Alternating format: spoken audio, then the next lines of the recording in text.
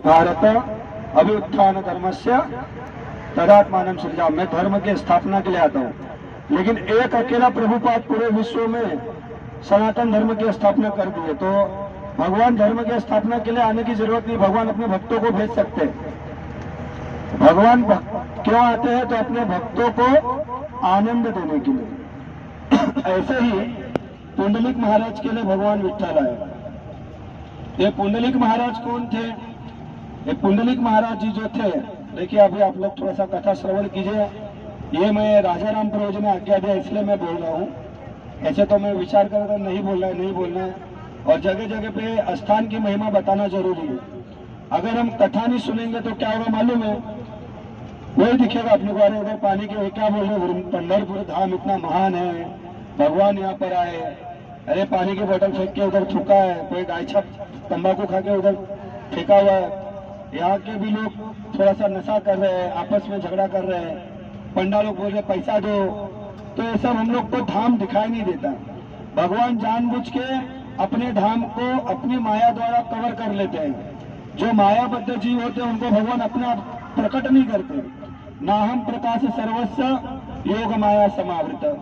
गीता में भगवान बोलते कि मैं अपने आप को सबके सामने प्रकाशित नहीं करता, क्योंकि मैं अपने आप को योग माया के द्वारा आवृत ढक कर रखता हूँ। तो वो ढक्कन कौन खोलते हैं? कथा वो ढक्कन को खोलती है। इसलिए हम लोगों को धाम में जाना चाहिए, तो धाम के विषय में सुनना चाहिए। तो पुंडलिक महाराज कौन थे? पुंडलिक महाराज जो थे, संक्षेप में यही बताया जाता है कि ये पहले बहुत अच्छे व्यक्ति नहीं थे, बहुत बदमाशी करते थे, माता पिता की थोड़ी भी सेवा नहीं करते थे, और क्या बोलते हैं उसको, मुंबई भाषा बोले टपोरीगिरी करते थे, घूमते थे, और किसी भी धर्म का पालन नहीं करते थे। ब्राह्मण कुल में इनका जन्म हुआ था, और इनके जो माता पिता थे ये भगवान कृष्ण के बहुत बड़े भक्त थे। हमेशा भगवान कृष्ण का नाम लिया करते थे, लेकिन ये अपने माता पिता की कुछ सेवा नहीं करते थे।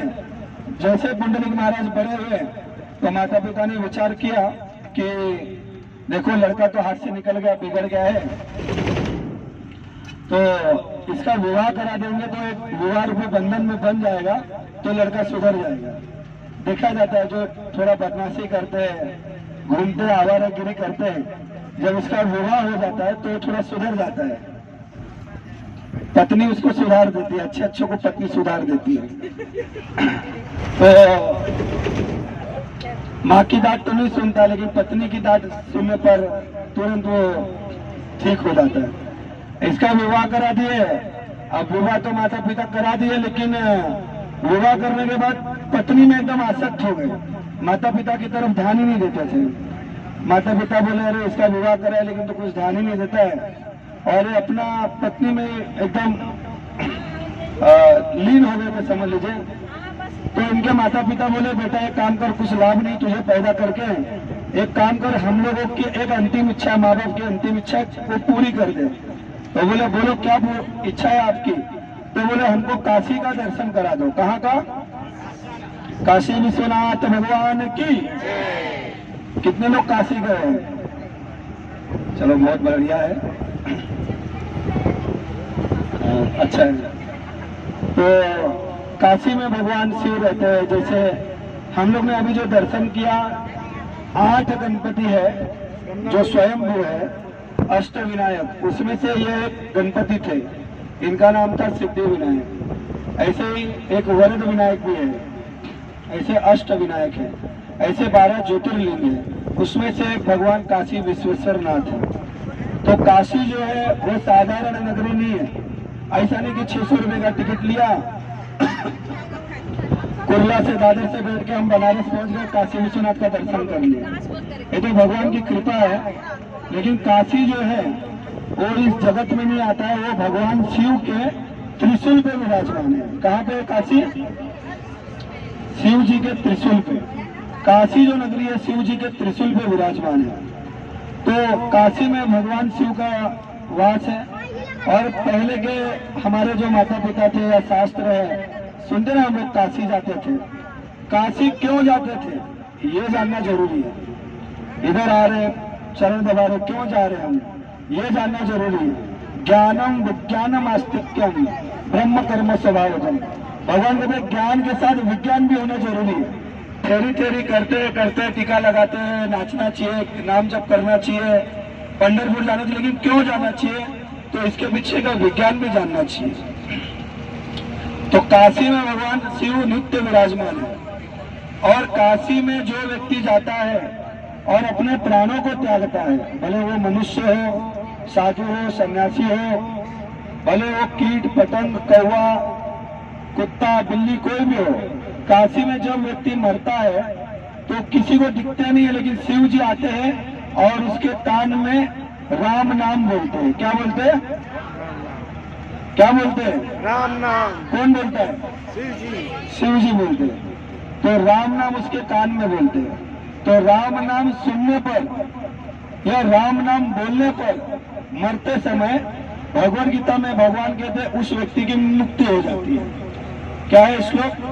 अंत काले च मामेव स्मरण मुक्त्वा कलेवरम यह प्रयाति समद्भाव सदा तद्भाव भावित। अंत काले च मामेव, हे अर्जुन, अंत काल में जो माम एव मेरा स्मरण करते हुए इस कलेवरम, कलेवरम वाला बॉडी, इस शरीर को मुक्त्वा छोड़ता है, त्यागता है, तो क्या होता है? समद्भाव, वो मेरे धाम को प्राप्त होता है, मोक्ष को या मुक्ति को प्राप्त होता है। तो भगवान शिव जो है वो मुक्तेश्वर महादेव है। आप लोग जुहू मंदिर आए हैं, हरे कृष्ण हरे राम मंदिर जुहू में आए हैं ना? जुहू के सामने कौन से महादेव है? हाँ, मुक्तेश्वर महादेव। तो शिव जी मुक्ति दे रहे थे उस व्यक्ति को, लेकिन कैसे देते हैं मुक्ति? कौन सा इंजेक्शन मारते हैं? राम के नाम का, कान में राम का नाम देते हैं। दशरथ जी कहते हैं, जैसे हम लोग कीर्तन करते तो लोगों को बोलते ना, अरे गाओ गाओ, प्रेम प्रभु बोलते ना, कोई गा नहीं रहा है, किसी को इंटरेस्ट नहीं है, प्रेम प्रभु नाराज हो जाते हैं।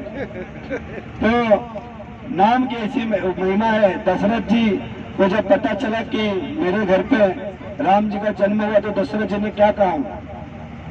जाके नाम सुनत शुभ होई, मारे घर प्रगटे प्रभु सोई। जिसके नाम सुनने से ही शुभ हो जाता है, बोलने से नहीं। क्या करने से? सुनने से। सुनने से ही शुभ हो जाता है। दशरथ जी बोलते हैं, यत् श्रवण मात्रेण भवन्ति ही सुमंगलम।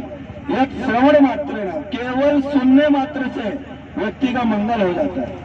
तो शिव जी ऐसा नाम देते हैं उस शिव के कान में। तो पुंडलिक के माता पिता ने इसी भाव से पुंडलिक को कहा कि बेटा हमको काशी में दर्शन करा दो। अब पुंडलिक तो बदमाश था, बोला कि अरे बूढ़े बूढ़े इधर मैं लोनावाला और महाबलेश्वर घूमने का प्लान बना रहा हूँ, और आप बोलो कि काशी जाना है। एक काम करो, काशी जाना है तो ये अपना कपड़ा लत्ता उठाओ और खुद जाओ काशी का यात्रा करो। तो माता पिता बोले कोई बात नहीं, जो तेरे से एक आखिरी इच्छा थी वो भी कोई बात नहीं, हम अपने हिसाब से कर लेंगे। माता पिता काशी निकल गए। चलो माता पिता आपके काशी गए, एक क्या है काशी में, थोड़ा हम भी घूम के आते हैं, एंजॉय करके आते हैं।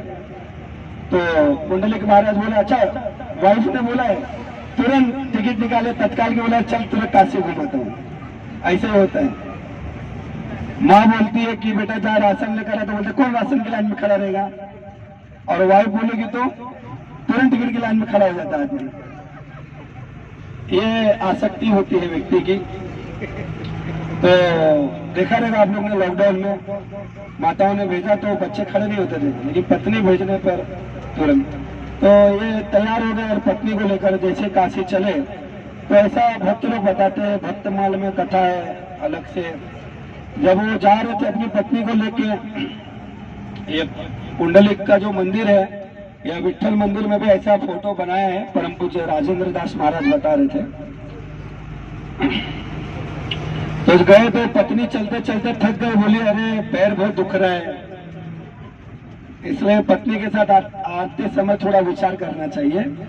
तो पत्नी बोली कि पैर बहुत दुख रहा है, क्या करूं? तो ये प्रसन्न हो, बोले पैर दुख रहा है, बोलो क्या करूं?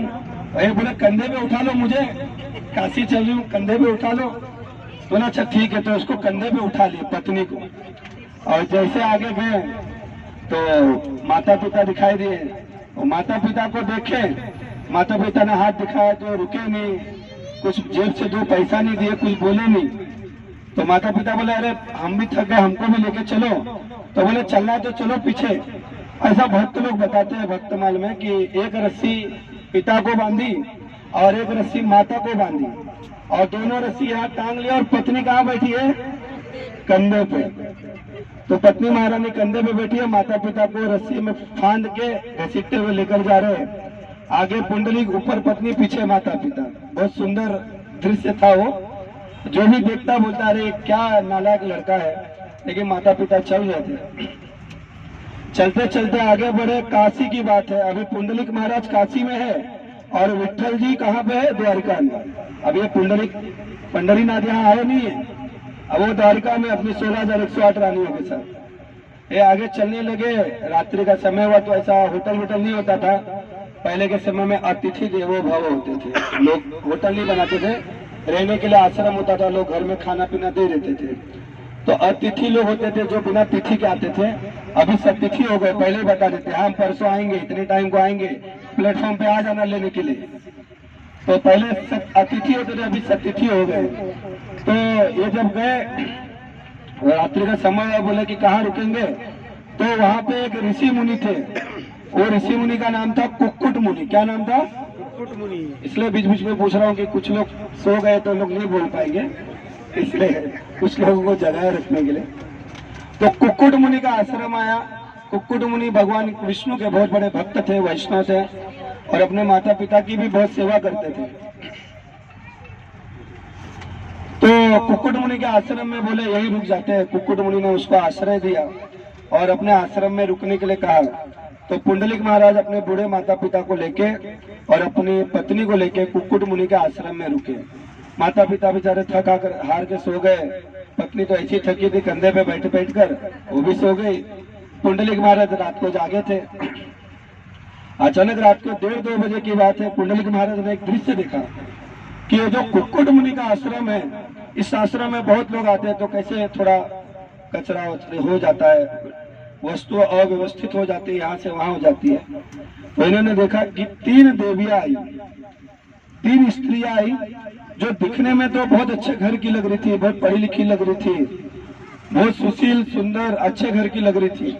लेकिन उनका जो स्वरूप था वो एकदम मलिन था। मतलब गंदे कपड़े, गंदे हो गए थे, चेहरा काला हो गया था। लेकिन देख कर लग रहा था कि अच्छे घर की। कभी कभी हम लोग देखते हैं ना रास्ते में पागल लोग दिखते हैं तो अपने को लगता है अरे दिखने में तो बहुत अच्छे घर का लग रहा है, हिस्ट पुस्ट खाते पीते घर का, तो बेचारे का कुछ झटका लग गया तो पागल हो गया।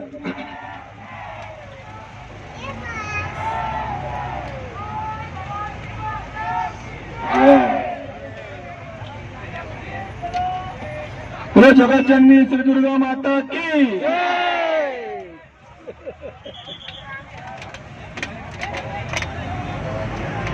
हरे कृष्ण।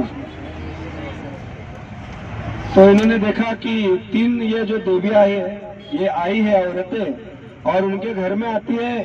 कोई झाड़ू मार रही है, कोई कपड़ा धो रही है, कोई आश्रम में लादी पोछा कर रही है, कोई वस्तुओं को सुरक्षित सही जगह पे रख रही है। इस दृश्य को पुंडलिक महाराज देख रहे थे। पुंडलिक महाराज देखे कि ये लोग क्या कर रही है, अंदर सेवा कर रही है।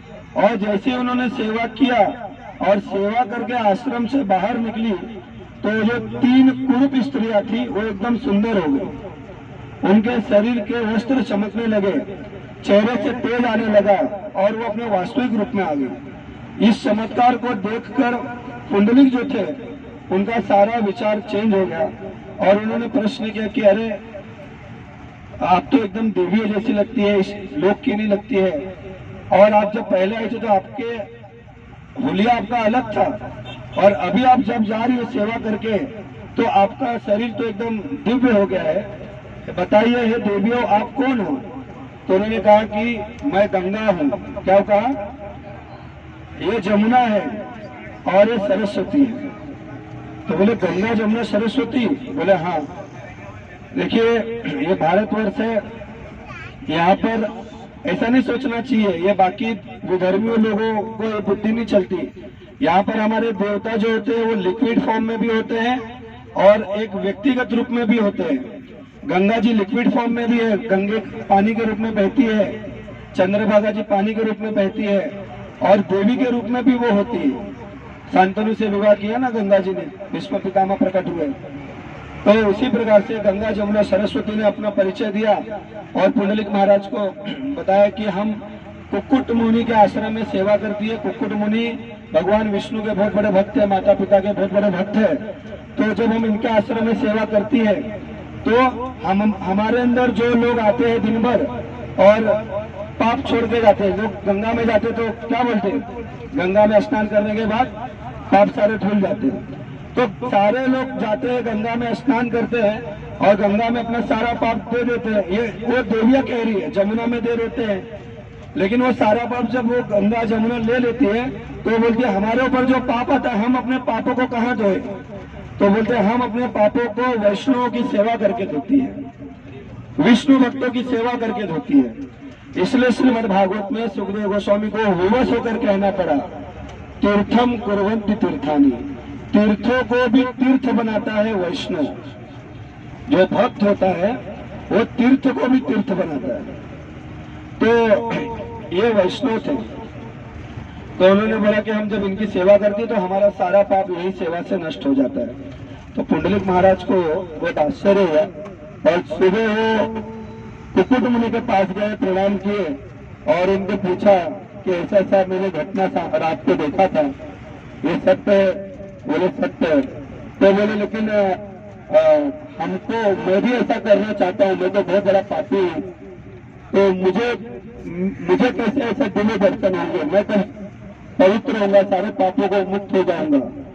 तो कुक्कुट मुनि बोले कि तुम बहुत बड़े पापी हो, तुमने अपने माता पिता का अवहेलना किया है, उनको बहुत दुख दिया है, तो इसके लिए तुमको उनकी सेवा करनी पड़ेगी। तुम उनकी सेवा करोगे, भगवान कृष्ण का नाम लोगे, भगवान विष्णु की भक्ति करोगे तो तुम सारे पापों से मुक्त हो जाओगे और तुम्हें भगवान की प्राप्ति होगी। आवाज आ रहा है क्या बरोबर? तो पुंडलिक महाराज साधु का उपदेश लेके भक्तों के, देखिए कैसा होता है, कथा तो दुनिया भर के लोग करते हैं, इतनी कथा आती है कि संस्कार आस्था चैनल करो, आप एक बटन दबाओगे तो एक एक कथाकार भागते जा रहा है, कथा पे कथा, कथा पे कथा। इतनी कथा तो सत्युग में भी नहीं होती रहेगी, लेकिन कथा लोग सुन रहे, लेकिन लोगों का जीवन क्यों नहीं चेंज हो रहा है। लेकिन इसको वाले दिखने में एकदम पतले टाइप रहेंगे, आप देखिए मंदिर में जूते करेंगे एकदम इतने जितने से टकले इतने रहेंगे, लेकिन इस्कॉन वाले जब कथा कहीं करते हैं तो लोगों के हृदय में भक्ति तुरंत जागृत होती है, क्योंकि कथा जो है वो शब्द का विषय नहीं है, शब्द ब्रह्म निष्णांत, दो होना चाहिए, शब्दों में पारंगत होना चाहिए, शब्द चातुर्य होना चाहिए, भाषा का ज्ञान होना चाहिए, लेकिन ब्रह्म निष्णांत, भगवान के प्रति भी उसको प्रेम भाव सेवा आचरण इसका होना चाहिए।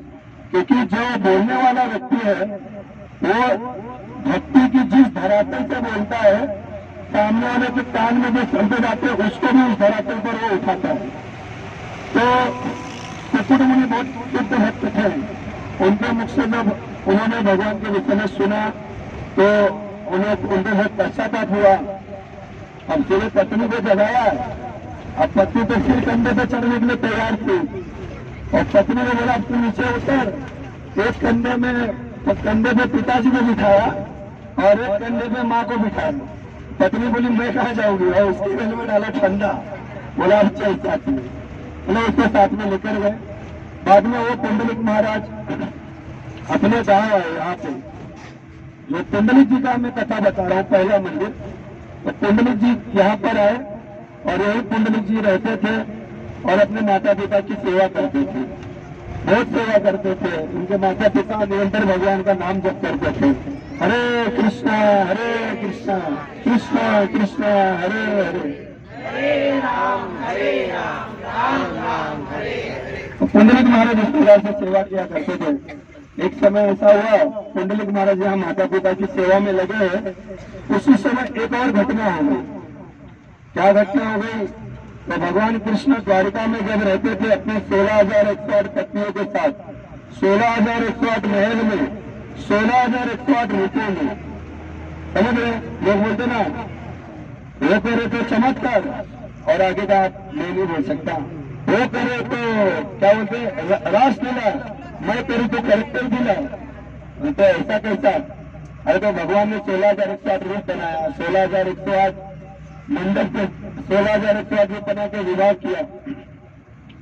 आप एक को भी मेंटेन नहीं कर पाते ठीक से, भगवान 16,108 को मेंटेन कर रहे थे क्योंकि वो भगवान है। तो भगवान वहां लीला जब कर रहे थे तो एक समय भगवान के मन में ऐसा इच्छा हुआ कि अरे यहाँ तो मैं सुखी हूँ, लेकिन वहां मेरी गोपियां कैसी होगी, मेरे ग्वाल बाल मित्र कैसे होंगे वृंदावन में, और मेरी राधा रानी कैसी होगी।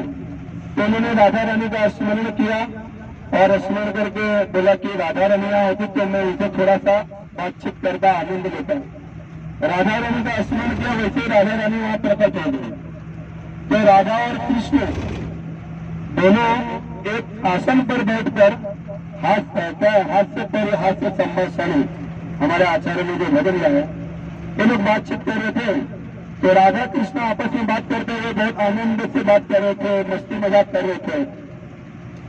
उसी समय क्या हुआ, उसी समय रुक्मणी माता वहां पर आ गई, और रुक्मणी माता आई तो रुक्मणी माता ने जैसे देखा राधा रानी को और श्री कृष्ण को द्वारिका में, तो थोड़ा सा वो अंदर दुखी हुई, ईर्षा हुई उसको कि राधा रानी कृष्ण से कितना प्रेम करती है और वो कैसा कौन सी सेवा करती है जो हम लोग द्वारिका की 16,108 रानियां नहीं कर पाती है। निश्चित राधा रानी बहुत भाग्यवान है और भगवान उससे बहुत प्रेम करते हैं, और भगवान को मेरी तरफ देख भी नहीं रहे।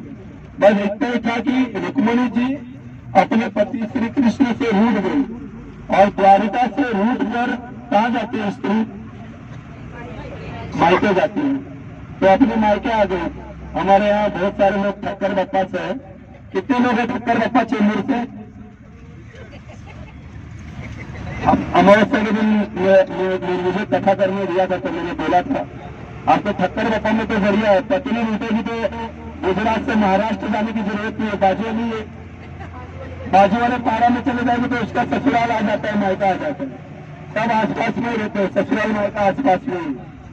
तो रुक्मणी जी रहती, तो रुक्मणी जी महाराष्ट्र की थी, महाराष्ट्र की कन्या है रुक्मणी। महाराष्ट्र में गांव है विदर्भ, जहाँ बाल गंगाधर तिलक, लोकमान्य तिलक का जन्म हुआ।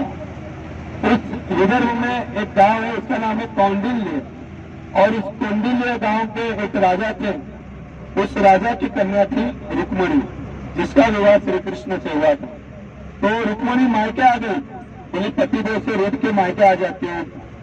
तो हमारे जो गुरु महाराज है वो बोलते गृहस्थ आश्रम में बहुत दुख है, बहुत कष्ट है, कुछ ना कुछ लगाए रहता है। तो बोले गृहस्थ आश्रम में दो ही सुख है। पहला, छोटे बच्चे जब तोतली भाषा में पापा पापा बोलते हैं, मम्मी मम्मी बोलते हैं, तोतली भाषा में बोलते हैं, तो वो एक सुख है। और दूसरा सुख है रूठी हुई पत्नी को मनाना। कुछ लोग सो गया, कुछ लोगों को कल समझ आएगा शायद। तो रूठी हुई पत्नी को मनाना ये दूसरा सुख है। तो भगवान भी गृहस्थी का आनंद ले रहे थे, इसलिए हमारे गुरु जी बोलते हैं वो सन्यासी है, लेकिन बोलते अगर आपने शादी किया है, आप गृहस्थ है, तो आपको आपकी पत्नी को दिन में 3 बार क्या बोलना चाहिए? I love you. ये मैं नहीं बोल रहा हूं भाई, मैं नहीं बोलता हूं, बात अलग है, पर्सनल मत है, पर्सनल गुरु जी की सारे बातें थोड़ी ना शिष्य निभा पाते हैं, कुछ कुछ बातें निभाते शिष्य लोग। कल से ट्राई करता हूँ।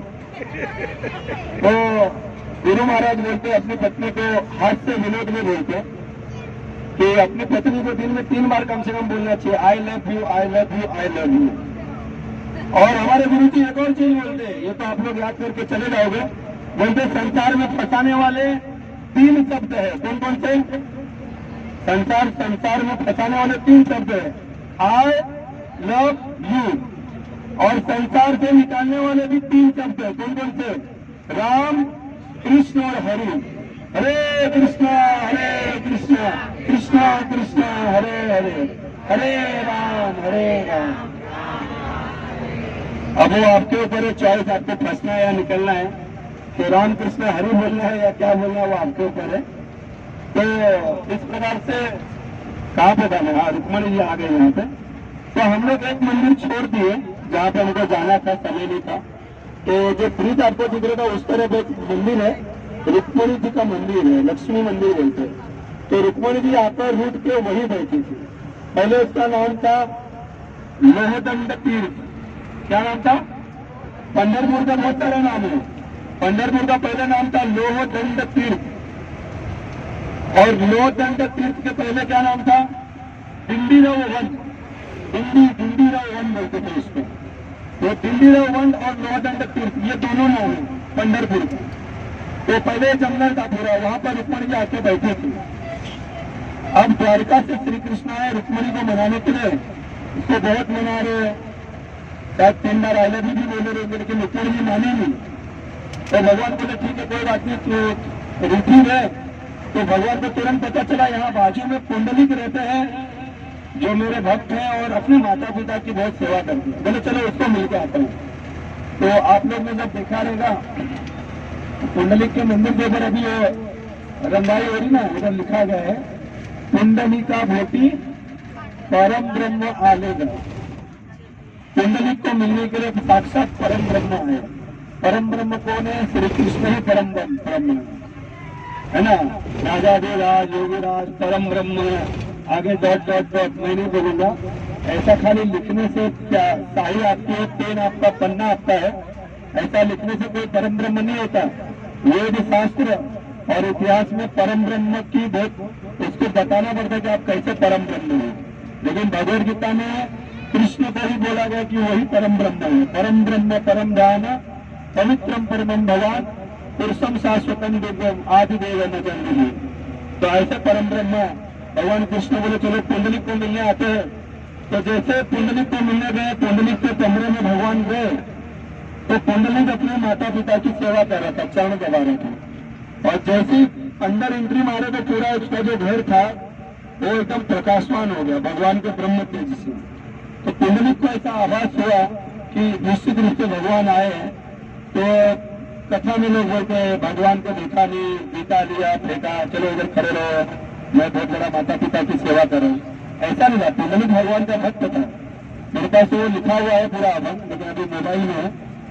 तो संक्षेप में पुंडलिक महाराज माता पिता की सेवा कर रहे थे, और उस समय वो पिता का चरण दबा रहे थे। उनके पिताजी सोए थे और वो चरण दबा रहे थे, और भगवान पीछे आए थे, और पीछे आके भगवान उसको देख रहे थे और बोले पुंडलिक मैं तुझे दर्शन देने के लिए आ गया, क्योंकि तू अपने माता पिता की सेवा कर रहा है, भगवान की भक्ति कर रहा है उसके लिए। तो जैसे ही विठल जी आए तो पुंडलिक महाराज बहुत प्रसन्न हुए, और पुंडलिक महाराज ने ये हाथ से, हाँ राइट हाथ से अपने पिता के चरणों को दबाया, और लेफ्ट हाथ से भगवान को ऐसा प्रणाम किया पीछे मुड़ के। आपके पास फोटो आपने देखा रहेगा।